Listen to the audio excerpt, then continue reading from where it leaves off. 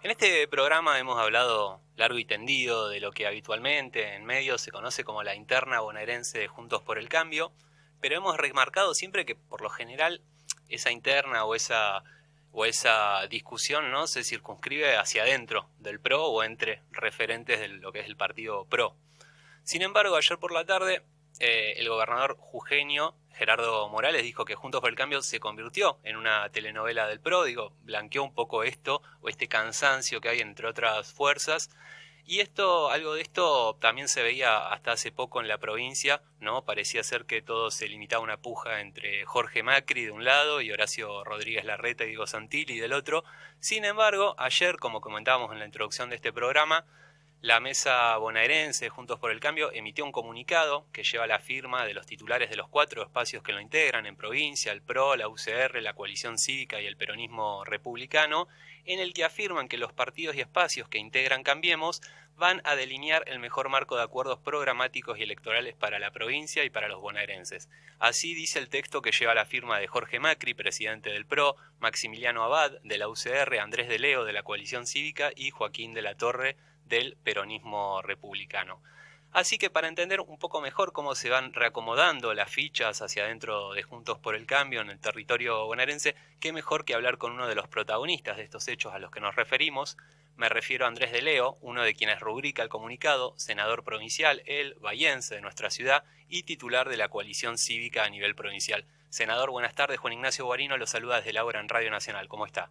¿Qué tal, Juan Ignacio? Un gusto. El gusto es mío, un gusto poder conversar con usted y que nos ayude justamente a entender un poco en qué está el principal partido opositor de la provincia. Hablábamos de reacomodamiento de fichas y hoy justo me comentaban que usted es ajedrecista, así que seguramente tenga un análisis un poco más interesante en ese sentido.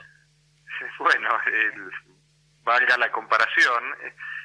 Bueno, mire, normalmente en estos momentos, generalmente cuando estamos próximos a un cierre de alianzas y después un cierre de listas, normalmente ocurren este tipo de tensiones.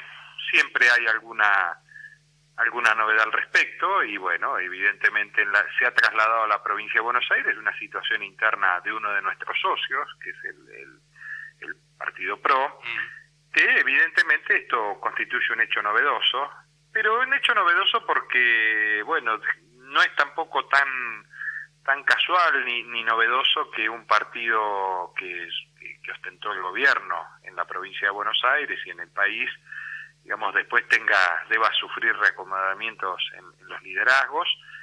Esto, digamos, está dentro de lo normal, no necesariamente lo deseable, pero que de alguna manera empaña un hecho que a mi juicio es muy importante y que ha sido nuevo en la política argentina, es que una alianza electoral, que después se constituye una alianza parlamentaria y una alianza de gobierno, como fue Cambiemos y Juntos por el Cambio, se ha sostenido a pesar de la derrota electoral, y esto configura un mapa nuevo en la Argentina que me parece imprescindible a la hora de que haya un contrapeso político al kirchnerismo, no solo para frenar algunas cuestiones que evidentemente gran parte de la mayoría de los argentinos no está de acuerdo, sino también además para tratar de constituir una alternativa real de gobierno, una alternativa real de poder. Y bueno, hoy de alguna manera esto queda un poquito opacado por estas situaciones que estamos viviendo, pero estamos trabajando justamente para que esta unidad que hemos logrado desde el 2015 pueda solidificarse, consolidarse y ampliarse en la medida que esa ampliación no sea una mera especulación electoral que después no pueda sostenerse en el tiempo, que a mi juicio es más importante eso que sumar 1 o 2 legisladores más o uno o 2 concejales más en una elección. Coincido, sí, y coincido también en lo que decía anteriormente, ¿no? Porque del 2001 para acá se ha perdido de alguna manera el bipartidismo, entendido como la posibilidad de que la ciudadanía tenga 2 opciones bien diferenciadas, ¿no?, de gobierno. Durante los 12 años de gobierno del Frente para la Victoria hubo una reconstrucción de uno de los espacios, pero el otro fue mutando en diferentes coaliciones, formas, hasta que aparece Cambiemos como opción de gobierno, y coincido también que se ha mantenido ahora Juntos por el Cambio a través de estos 2 años, pero yo no sé, me gustaría consultarle a usted si esta unidad de Juntos por el Cambio está hoy asegurada, porque a través de estas declaraciones que tiene Morales, a veces pareciera que no es tan así. Bueno, a mi juicio sí está asegurada, en la medida que todos hasta ahora hemos preservado el valor de la unidad por sobre el valor de la unanimidad. Nosotros desde la coalición cívica siempre mencionamos que la unidad está por encima de la unanimidad. Y bueno, a veces este concepto es un concepto que genera en la diversidad algunos niveles de tensión, y que además va a ir seguramente sufriendo modificaciones en el tiempo, porque cuando el tiempo empieza a transcurrir hay situaciones que van modificándose. Por ejemplo, yo siempre sostengo, nosotros como partido político, sí, en mi caso como dirigente, yo no tengo coincidencia plena, por ejemplo, con algunos aspectos de lo que fue impulsado durante el gobierno, fundamentalmente el gobierno nacional, vinculado a materia económica, pero eso no nos impidió a la coalición cívica, ni me impidió a mí en particular, comprender la importancia para los argentinos, para los bonaerenses, para los bahienses inclusive, de sostener esa unidad, habida cuenta que había muchos riesgos que la Argentina se precipitara hacia un modelo que nosotros entendemos que es un modelo que está llevando al fracaso a la Argentina. Entonces, en ese sentido, en aquella etapa para nosotros era importante. Bueno, ahora vendrá una etapa donde seguramente habrá que hacer revisiones de estas cuestiones, donde evidentemente los aciertos habrá que reivindicarlos, y por eso la ciudadanía, si bien no nos acompañó con los suficientes votos como para ganar una elección frente a un kirchnerismo unido, sino que esperó y permitió, por ejemplo, tener una elección importante. Por ejemplo, para que mucha gente por ahí no lo sabe, pero nosotros ganamos el gobierno con menos votos de los que tuvimos cuando perdimos. Es decir, este es un dato claro, sí, es cierto, que a veces se olvida, pero bueno, hay que ver una puesta a punto, y bueno, esto, por eso digo, más allá de las candidaturas, más allá de los posicionamientos, también creo que es necesario hacer alguna revisión sobre algunos temas, y también ser conscientes de lo que vos mencionabas. Me parece muy importante. Argentina tiene una larga tradición de bipartidismo, de preeminencia de los bipartidos, con poca preponderancia de las terceras fuerzas, pero tiene, ahora hay una nueva realidad, que es la de los frentes, ¿no es cierto? La de los frentes electorales, que a veces son frentes no solo electorales, sino frentes políticos que se consolidan. Y bueno, esto no tiene todavía, ni en la cultura tanto institucional ni electoral, un modelo preparado para estas cuestiones. Entonces hace que tengamos que llevar a este nivel muchas veces de tensión, porque el que gana generalmente se queda con gran parte del capital político que es de un conjunto. En cambio, en otros países, por ejemplo, el sistema de distribución de poder está mucho más preparado, sobre todo los sistemas parlamentarios, y bueno, en este marco de una reforma política y electoral que todavía no se ha llevado adelante, hay que aprender a convivir con estas situaciones en las cuales hay que ser muy cuidadosos para sostener el frente como lo hemos tenido, y para prepararnos para una ampliación, pero con los cuidados respectivos. Yo sostengo que Juntos por el Cambio no puede ser una herramienta para que cada uno venga a sacar los puestos, los cargos, los legisladores, los concejales, para después, al otro día, después de la elección, armar rancho aparte y decepcionar a la ciudadanía que acompañó con el voto. Lo dice por Monzó, por lo que ha hecho Monzó con el bloque en la provincia, el bloque de diputados de Juntos por el Cambio. Bueno, eso fue un mal antecedente, evidentemente, y no hay que repetirlo, pero no fue el único caso. Nosotros tenemos muchísimos concejales, sobre todo en el conurbano bonaerense, que no solo fraccionan los bloques, sino que directamente van y votan con los oficialismos de turno. Tenemos casos como, por ejemplo, en la provincia de Santa Fe, donde por una cuestión de la ley de paridad, a mi juicio mal aplicada. Uno de los integrantes del Frente Político se quedó con una banca de la coalición cívica y ahora la legisladora que ingresó en ese lugar ya está sumada al bloque del gobernador Perotti. Ajá, entonces, claro. nosotros tenemos que tener esos antecedentes para que esto no sea una decepción el día de mañana. Y bueno, ¿por qué? Porque además se juegan cosas muy importantes.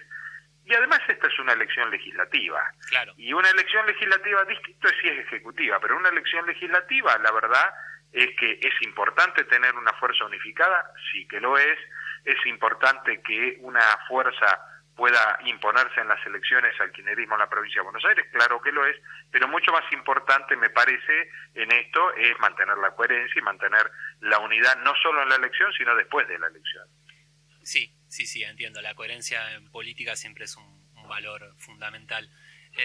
A mí una duda que me queda es que cuando escucho a referentes de Juntos por el Cambio que ya de alguna manera se están candidateando en la provincia, a veces hay como una suerte de ambigüedad de candidatos a qué quieren ser, ¿no? Este año, como usted decía, tenemos elecciones legislativas, pero luego dentro de 2 años tendremos elecciones ejecutivas y uno ve quizá referentes como Jorge Macri o como Diego Santilli que hablan de las elecciones de este año, pero con la mira puesta en las de 2 años.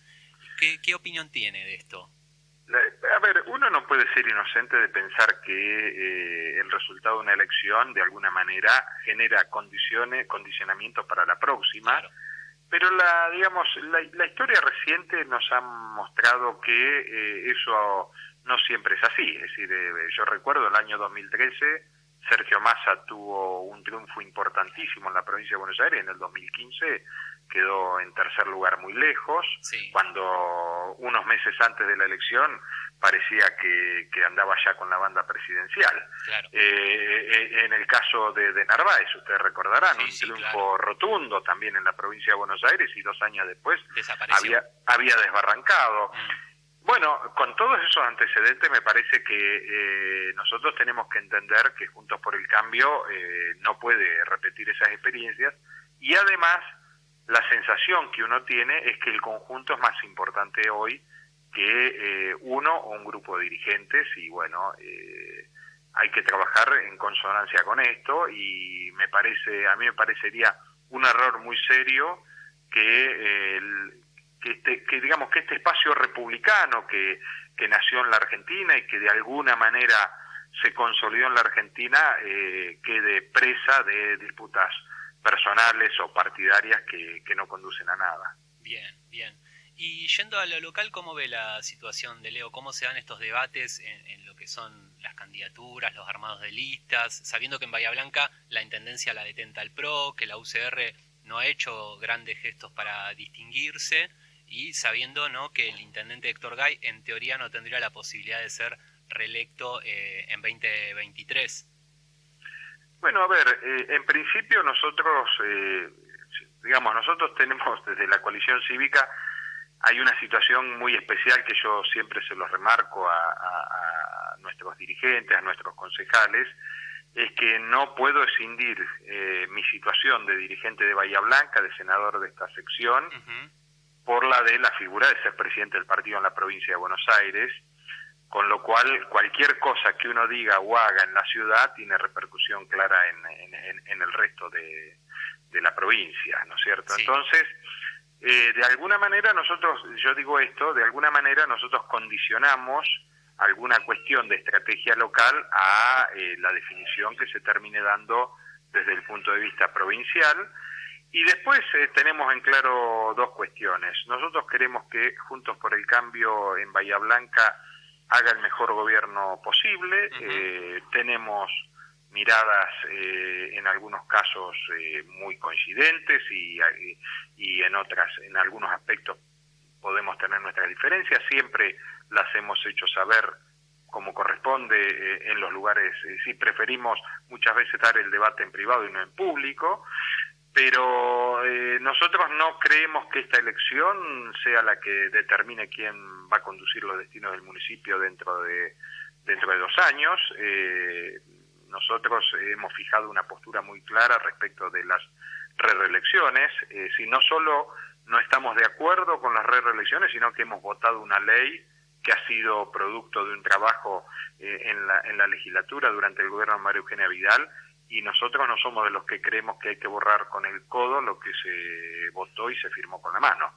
Así que, dicho esto, seguramente dentro de, digamos, pasada la elección, habrá que ir viendo de cara al futuro, pero hoy nosotros estamos más preocupados por cómo se consolida Juntos por el Cambio y cómo se transita un gobierno con las dificultades que se tiene actualmente, y siempre nosotros con el compromiso de hacer lo mejor para Bahía Blanca, que ha sido, digamos, la guía que nos ha marcado durante todo este tiempo.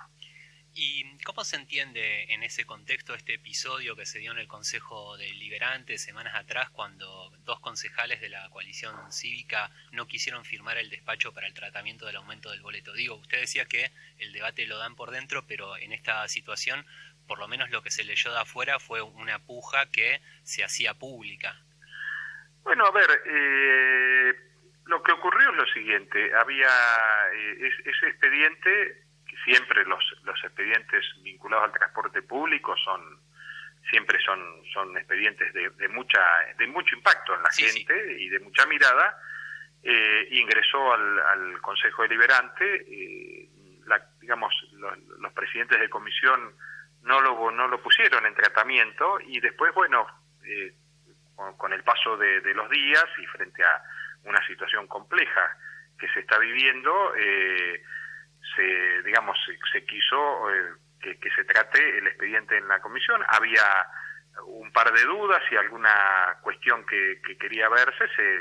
Digamos, los concejales de la coalición mencionaron que querían revisarlo por unos días y que no iban a acompañar, y esto es lo que ocurrió. Es decir, nosotros ya habíamos advertido que eso queríamos revisar.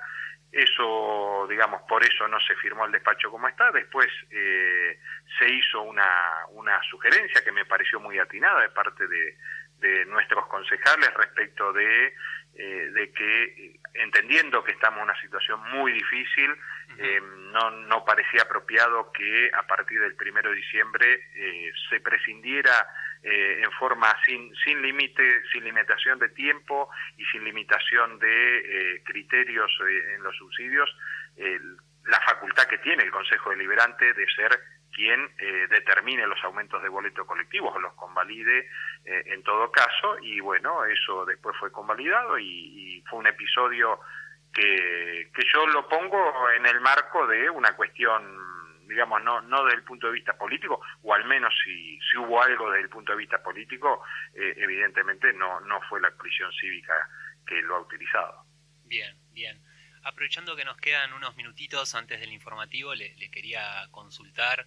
Es algo que ya ha pasado, he escuchado sus expresiones y las comparto, pero me quería consultarle sobre este atentado al Frente de Todos acá en Bahía Blanca. En Bahía Blanca, por ahí en las campañas, sube un poco discursivamente los decibeles, podríamos decir, pero nunca hemos llegado a estas cuestiones. Quería preguntarle cómo tomó esta situación y qué reflexión puede hacer al respecto. Bueno, la reflexión inicial es que esto no puede formar parte de ninguna cuestión electoral ni de diferencias. La violencia tiene que ser repudiada en forma ilímine y sin condicionamientos, y hay que tomarlo de esta forma. A mí yo hice una reflexión porque no me pareció atinado hacer vinculación de un atentado que puede ser producto de de alguien desquiciado, sí, o de un grupo malintencionado, claro, y perverso, pero asociarlo a la actividad desde el punto de vista político. Y a mí no me gustó que se haga, no me pareció atinado que se haga referencia a una supuesta